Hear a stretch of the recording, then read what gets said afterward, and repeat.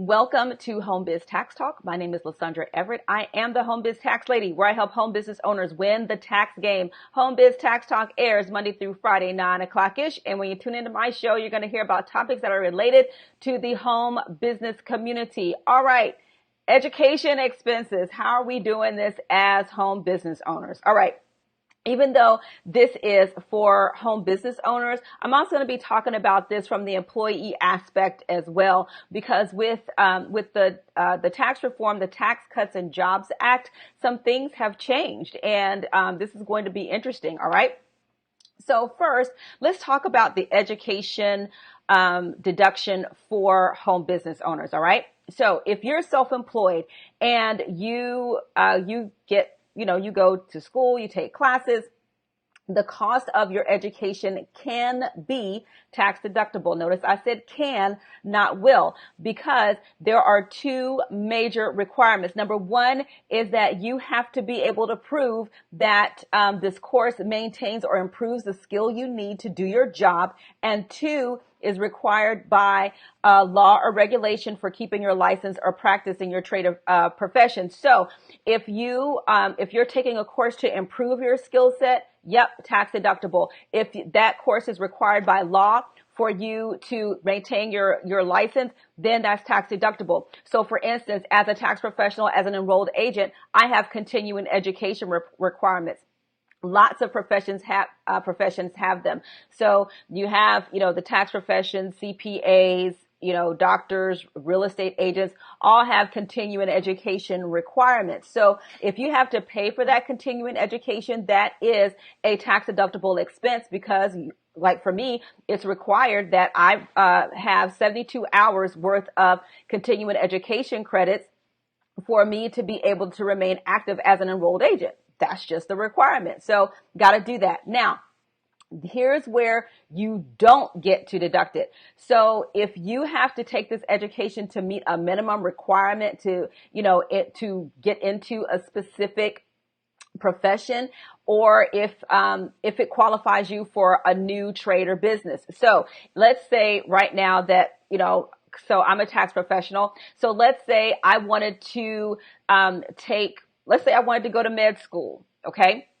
Even though I'm in business, because med school would be something new for me, would be a new business or whatever, then I can't deduct that as an education cost, as a business expense, because it's something completely new. And let's say I was going to go and open my own medical practice, right? I can't even deduct that as a business expense with the medical practice, because it's the minimum required education to get into the field, right? You got to go to med school in order to become a doctor, right?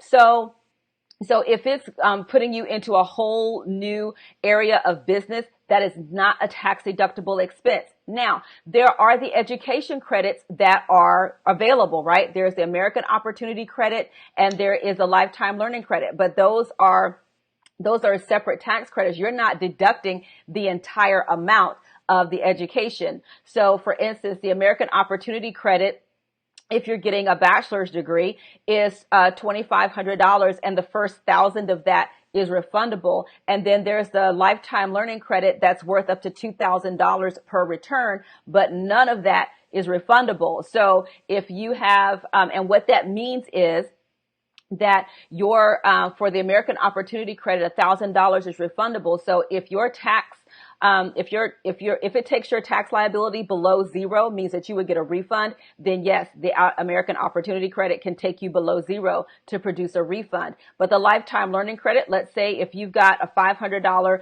tax liability, then you get $500 of the Lifetime Learning Credit. It won't take you below zero. Okay. So I hope that makes sense.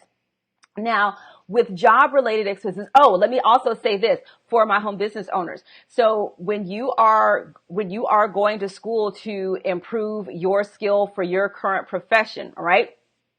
So let's say that you own a health and wellness business and you're going to go get certified to be a certified nutritionist, okay? Then the mileage from your place of work. So if that's your home, then you can deduct the mileage from your home to school and back. Okay. But if, let's say, if you hold your primary workplace, let's say that's in a gym, then from gym to school would be tax deductible. If you go back to the gym, then you can deduct the round trip. But if you go home, you can only deduct the mileage from your place of work to school. Okay. So that's extra. Don't be forgetting this mileage, okay? Make sure you document your mileage, okay? And let the tax professional figure out what's deductible and what's not. Just document the mileage, okay? But now, let's talk about this from the employee aspect, okay? Because we have, employees that go to school to better themselves, to get, further education, to better their job potential, right? And at one point you could deduct that. Okay. It was on the schedule A. It was, it was a 2%, meaning that it had to exceed 2% of your AGI and all of that stuff. Okay. Well, now that's going away, right? The Schedule A, a lot of the itemized deductions are going away. So your best bet is going to be, the credits, the American Opportunity Credit, Lifetime Learning Credits, to see which one of those you may qualify for. And also check with your employer to see if they offer tuition reimbursement, to where you pay for your tuition, but they reimburse you. Okay. So that, you can still go to school and improve your skills and all of that, but it's not such a hit to the wallet, right? Because, school is, fall is coming. People are already preparing for school. And so, now's the time where people are looking like, okay, well, can I go get this degree or whatever? So, you really need to look at your benefits package for work to see if they offer that and how you can maximize that to improve your standing for your job. Because a lot of employers do offer tuition reimbursement. It might require you to commit to be at that job for a certain amount of time. Hey, you get education and job security. I ain't mad. All right. But at the same time, having to, with tuition reimbursement, you have to pay that cost up front. So, so you figure out what you can do with your job, how you can maximize that benefit for yourself and get your education in. Okay. But for my home business owners, you're not going off all willy nilly and going to school and just writing that off. It has to be something that's either required by law or improves your current skill. And the things that you can deduct tuition and fees, books, any type of equipment that is associated with the learning.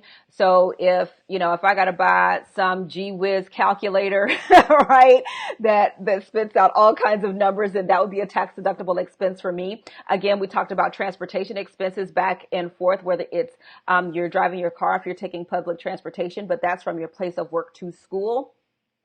And, and back home, or just your transportation to school if you're, from your place of work to school if you're going home afterward. But just, okay, I hope I made that clear and not repeating myself. Okay. So that's really it, guys.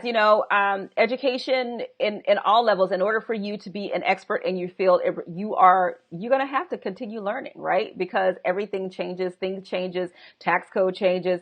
We learn more, and that's what's required for us to be experts in our field. So never quit learning in any way, shape, or form. Just know that there are some limits on what you can deduct. All right. So I really hope this helps you out.